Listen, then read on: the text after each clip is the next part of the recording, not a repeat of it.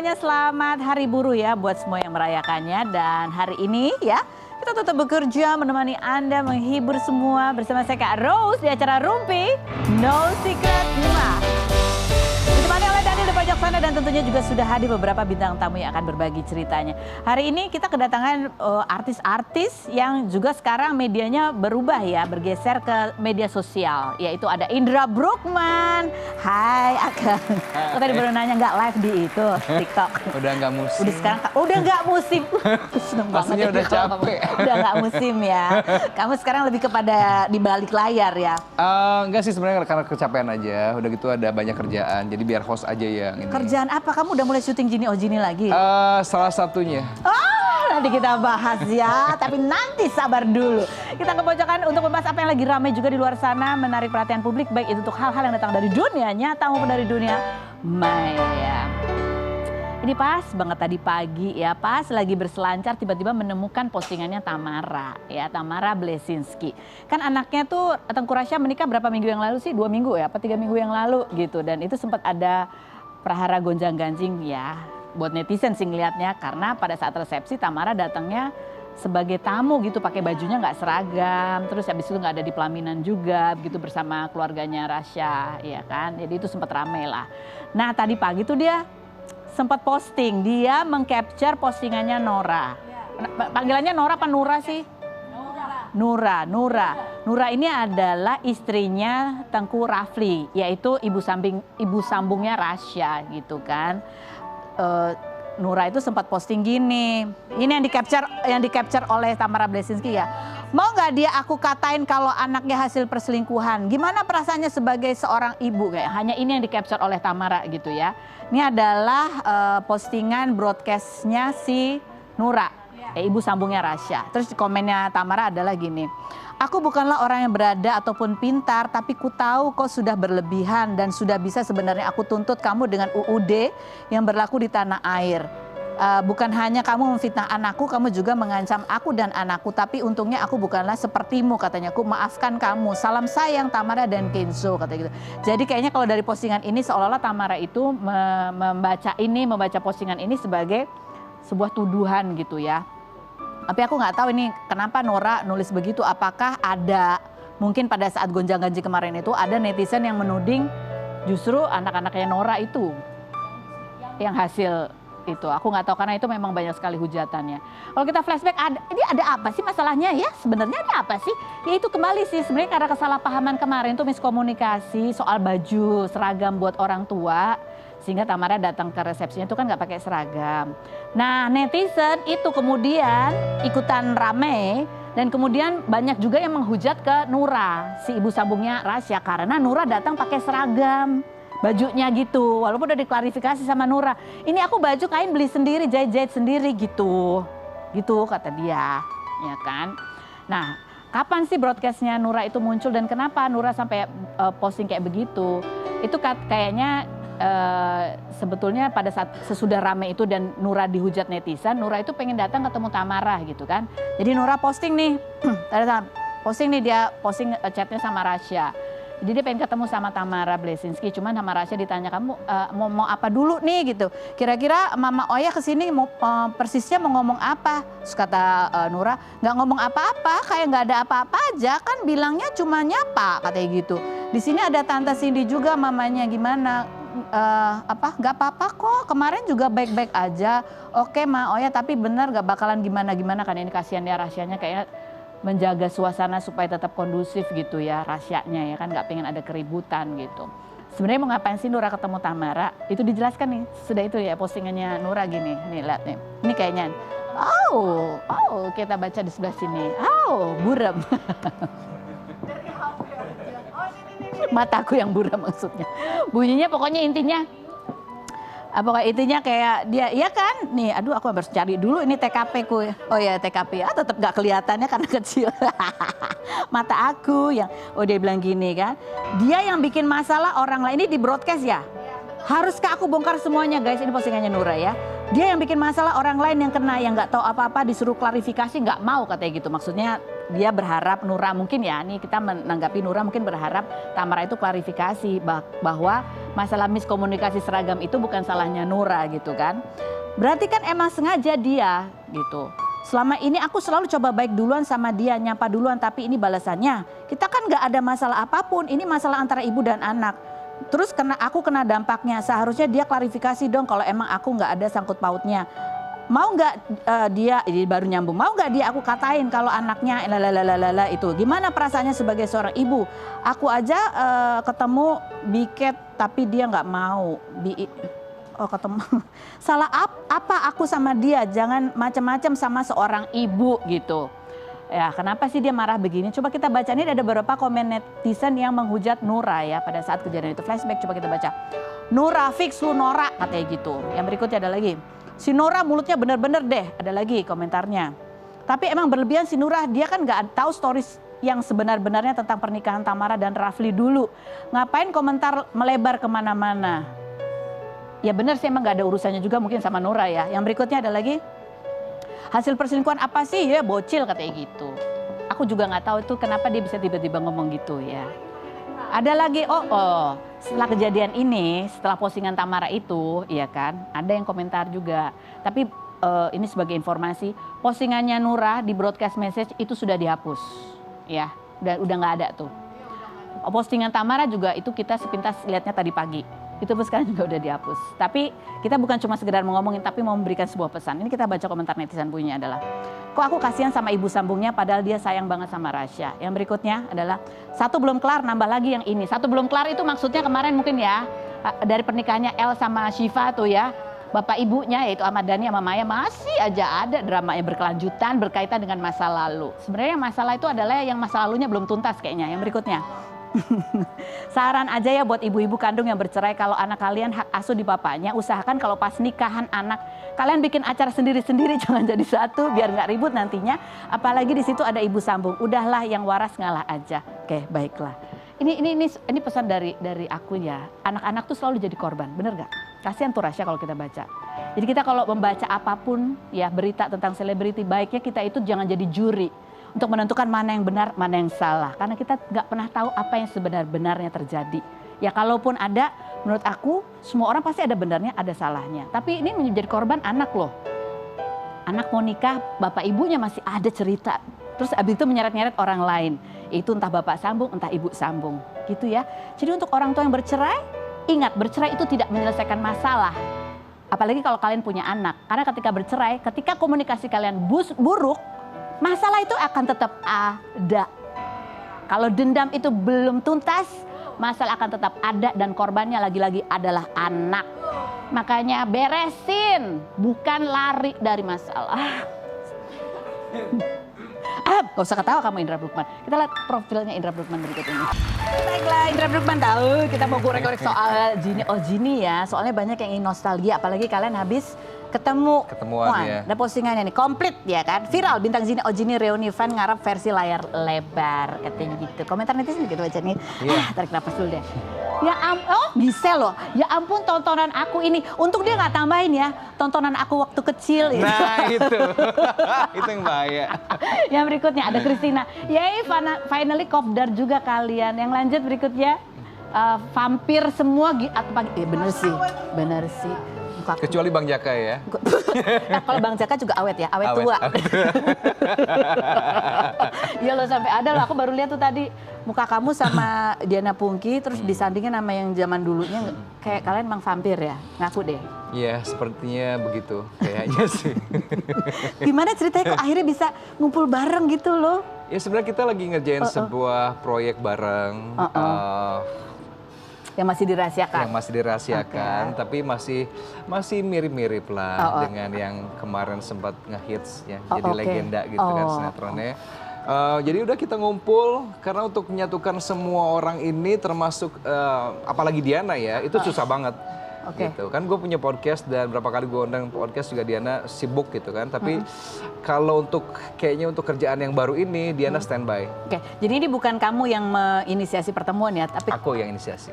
Oh gitu. Aku yang punya inisiasi untuk yuk kita bikin lagi sesuatu bareng-bareng karena aku ngerasa kayak kemarin belum tuntas, sekarang kita harus tuntaskan gitu. Jadi produsernya siapa nih? Kamu juga?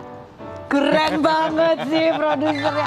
Terus ini akan ditayangkan di mana nantinya? Aku nggak tahu ya, ada beberapa option. Apakah di TV lagi atau misalkan di OTT kayak serial vertikal kayak gitu-gitu. Oh, short video gitu. Iya. Iya ampun, aku penasaran jadinya. Dia keren banget sih kamu. Apalagi sekarang kan dengan kecanggihan CGI, AI kan gitu kayaknya untuk efek-efek akan lebih hidup ya dibandingkan zaman dulu. Kalau zaman dulu kan pada saat Diana misalnya ngetring cangkir, terbang itu kan harus digeret pakai tali itu. Kalau sekarang kan cukup dengan teknologi. Jadi akan lebih hidup, lebih simple, lebih enak dilihat. Kamu produsernya. Duitnya dari kamu dong berarti. Dari orang. Dari orang. Oh, ada investornya. Ketawa-ketawa aja, keren banget sih. Terus habis gitu ini ketika melihat lagi bareng begini ya, komentar netizen macam-macam. Ada yang juga jodoh-jodohin kamu sama Diana Pungky. Dari zaman dulu ya. Oh, dari zaman dulu. Kan sekarang kayaknya tetap dijodohin. Kayaknya aku sanggup ya gitu. Bukannya makin tua si Ginny malah makin muda, makin cantik. Gas bang, langsung lamar. Ayo kita antar ke KUA katanya gitu. Yang berikutnya ada lagi. Menikahlah dengan Mbak Diana, cocok Ciela. Apalagi, dah gitu dong.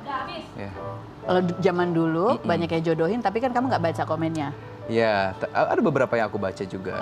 Kalau sekarang kan kayaknya netizen tuh model yang shippers gitu ya. Iya. Jadi ya, kalau dulu aku ngerasa kayak, aduh Diana jajannya terlalu banyak ya. Tapi kalau sekarang kayaknya, gue sanggup deh kayaknya. Tetap sombong. Sempet apa atau pernah ngerasa terganggu nggak sih kalau dijodoh-jodohin gitu kamu? Enggak, karena kita udah udah biasa lah dengan hal-hal kayak begitu ya. Dari zaman dulu juga pasti orang tuh kalau kita dekat dengan seseorang pasti akan udah sama dia aja gitu. Oh, oke. Ini sejalan tadi ya dengan bilang dia pengen bikin sesuatu yang mirip-mirip tapi nggak persis mirip. Nih dia sempat nanya, kamu sempat bikin konten ya nanya ke netizen gitu ya. Posisinya gini, kalau kami bikin series lagi ceritanya gimana ya? Apakah harus kayak Ginny lagi atau yang penting kami main bareng aja? Tapi ceritanya sedikit mendekati Ginny. Please kasih masukan dong. Masukannya mereka ternyata maunya apa? Oke, ini kan karena image kita terlalu kuat di Ginny, jadi kayaknya apapun yang kita lakukan takutnya ekspektasi orang itu ke Ginny gitu kan. Sementara ada hal-hal yang mungkin publik perlu tahu bahwa untuk membuat lagi sinetron Ginny itu bukan haknya kita sebagai seorang pemain, tapi ada haknya produser gitu kan, production house. Jadi kalaupun kita mau bikin sesuatu ya bisa yang mirip-mirip tapi mungkin tidak seperti yang itu. Cuma nafas DNA-nya masih tetap sama. Jadi kamu yang jadi jinnya ya? Ya, karena aku juga iya lagi. Ya, aku yang jadi jin. Aku juga ngambil sutradaranya itu masih director yang lama. Oh, direkturnya yang lama, Mas Cuk sama Mas Eri. Karena aku pengen ya itu tadi DNA-nya masih sama, rasanya humornya itu masih sama itu. Kok tiba-tiba kamu jadi kepikiran gitu sih? Kamu lagi yang menginisiasinya. Soalnya tahun 2020 itu kamu sempat bilang, nih ada artikelnya, Ginny oh Ginny dibuat ulang, gue sih ogah. Kata seorang Indra Bruggman ya. Ya gitulah. Karena masih ABG jadi kadang-kadang suka labil ya. Itu 2020, cuma 6 tahun yang lalu doang loh. Karena gini ya, setiap kali kita ketemu sama Ivan sama Bang Jack gitu ya, ada sebenarnya keinginan kita yang terpendam itu untuk bikin sesuatu yang bareng. Karena waktu itu aku ngerasa kayak aku nggak selesai mengerjakan Ginny karena tengah-tengah itu kan keluar digantikan dengan Ivan. Karena gitu. ada sesuatu yang kesibukan di luar sana ya. Iya, penawaran lebih oke gitu. Jadi kayak, aduh. Kayaknya pengen deh ketemu lagi dengan energi yang sama seperti dulu ngomong gitu. Ogah itu kenapa? Karena memang waktu itu agak sedikit kesel sih dengan Diana Pungky. Bukan Diana Pungky ya, lebih ke kita sempat bikin remake dan itu kayak diacak-acak ceritanya. Diacak-acak ceritanya karena mungkin ada campur tangan dari yang punya TV-nya gitu kan, dari bagian programmernya gitu. Jadi akhirnya makanya sekarang punya, gue kalaupun mau dengan konsep yang Ginny tapi dengan kemauan gue, dengan konsep yang gue mau kurang gitu. serp di hati kamu ya. Padahal waktu itu kamu katanya udah nggak apa-apa lah kalau Diana Pungky honornya emang lebih gede dari aku. Iya. Sampai kayak gitu. Bener, nggak apa-apa deh. Gue nggak minta honor yang lebih tinggi gitu kan. Yang penting Diana ikut main. Tapi ternyata Diana juga nggak main. Diana juga nggak mau. Jadi bukan kamu ngomong gitu bukan karena Diananya nggak main di situ. Iya, tuh udah gitu juga Waktu itu gue ngerasa kayak Diana kayaknya udah nggak mungkin lagi deh main Genie. Ternyata tahun 2025 ya, Diana kembali ke dunia. Yes, akhirnya bisa ketemu lagi sama Diana kan. Tapi waktu yang mau di remake itu Diana emang nggak mau? Diana waktu itu nggak mau karena dia lagi sibuk apa gitu. Dan gue tuh kayak ngerasa kayak hopeless gitu. Kalaupun Genie mau dibikin lagi kayaknya nggak mungkin sama deh. Jadi ketika dia masuk lagi 2024, kamu tuh senang bukan karena kenapa nggak dari kemarin nggak gitu ya? Enggak, Jujur karena nih. ya kadang-kadang kita suka malas, tapi tiba-tiba ada rasa kangen lagi, itu kan hal sesuatu yang Naik turun ya? yang biasa gitu. Begitu Diana mau, langsung kita gas. Oh gas langsung sebelum dia berubah pikiran. Sebelum dia berubah pikiran, kita ikat langsung. Oke, ini kita juga salvok sama statementnya Indra Bruggman yang ini ya. Dia bilang setelah pertemuan rame-rame ini ya, sesuai request kalian kita dantakan Genie-nya. Sayang dia nggak punya Instagram. Yeah. Sebenarnya dia nggak punya Instagram atau kamu aja nggak dikasih Instagramnya yang asli? Karena ternyata kayaknya ada gitu Instagram dia. Enggak, itu mana coba? Ini Instagram dia. Bohong, bukan. 185.000 loh followernya. Postingannya coba tiba-tiba ada di salon ya kan, salon dia lagi gini. Kita lihat ya nanti hasilnya tuh ada Diana Pungki. Itu kan nggak mungkin kalau fans yang bikin. Jadi fans ini dia tuh ngikutin kayak story-nya orang-orang terdekatnya Diana. Jadi begitu misalnya ada postingan soal Diana, dia akan langsung upload gitu. Serius, dia bukan punya kita dia? tahu banget soalnya Diana nggak mungkin dengan postingan yang kayak begitu. Biasanya kalau kamu tahu banget ya dia. Tahu. Jadi kira-kira kalau Diana Pungki punya Instagram, postingannya kayak apa? Artistik banget dia. Oh, dengan semua kemewahannya, kecantikannya, Nggak mungkin random gitu ya? Nggak mungkin random begitu. Resolusi gambarnya juga pasti kita tahu lah. Pasti pakai yang iPhone yang terbaru. iPhone yang terbaru. Jadi bukannya kamu nggak di-invite, nggak ya? Emang dia betul-betul nggak punya Instagram? Tapi gue rasa dia punya satu akun buat cuma stalking aja. Kurasa ya. Tapi bukan untuk kayak kita untuk posting, untuk kasih tahu kegiatannya gitu. Karena dia orangnya introvert banget. Oke, iya benar sih. Sesuai dengan klarifikasinya Diana Pungki ya. Dia bilang emang dia nggak punya Instagram. Kita lihat yang berikut cuplikannya. Oke, dia tuh tapi kenapa sih susah banget gitu diajak ketemu, dihubungin? Emang sibuk banget apa dia orangnya emang introvert? Jadi introvert dan mut-mutan orangnya. Iya, dan dia itu cuma mau syuting sama director yang sama, yaitu directornya Genie of Genie. Oh, yang dia nyaman. Yang dia nyaman dan dia udah nggak perlu lagi harus begini, orang itu udah tahu bagaimana cara handle Diana di lokasi. Tapi nih ya, muka kamu dan Diana Pungki kan nggak berubah ya? Ya, alhamdulillah. Bukan vampir kan tapi ya? Bukan. Hanya tarik benang aja. Facelift. Iya, tapi udah turun lagi kayaknya. Oke, sekarang kita mau tes dia ya. Sebagai orang yang begitu hatinya ada di sinetron Genie Oh Genie, seberapa paham kamu tentang sinetron itu? Kalau salah jawab, ada hukumannya di sini. Yang minum ini minum apa sambil lotok? Harus minum ya? Jus kesehatan, biar baik ya. Saya nggak percaya sehatnya kamu. Makanya kalau kamu nggak mau minum harus jawab benar jawabannya. Pertanyaan pertama, oke. Tolong lanjutkan lirik yang berikut ini. Mainkan liriknya.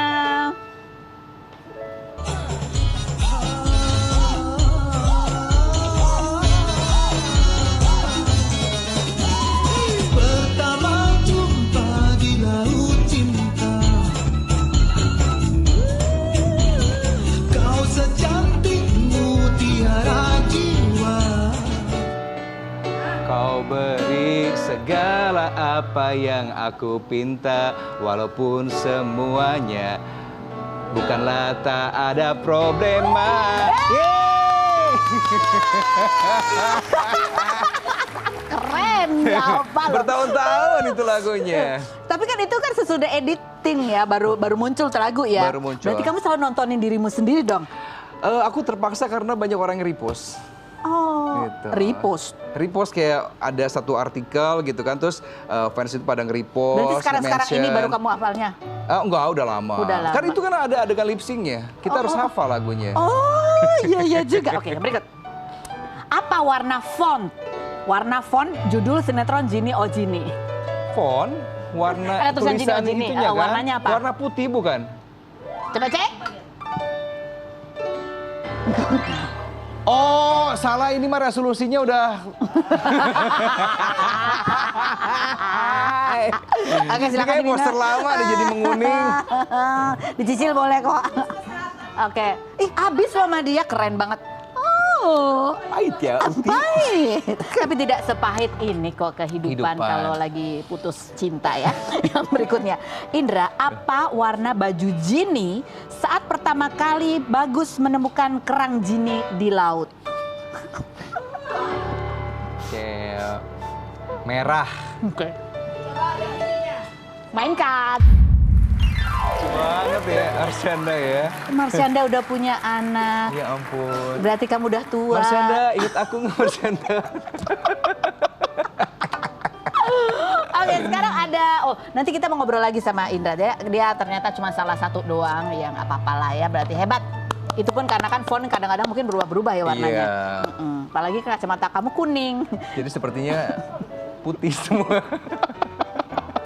Berikut ini ada Aris Idol ya yang dan istrinya nih, mereka juga viral karena ternyata dari sejak tahun 2025 ya, dia tuh sering nyanyi cover lagu setiap hari di TikTok. Dan sempat juga ngamennya nyanyi di TikToknya itu di outdoor seperti Pingkan Mambo. Apakah Pingkan Mambo menginspirasi Aris? Kita lihat dulu profilnya berikut ini. Terima kasih.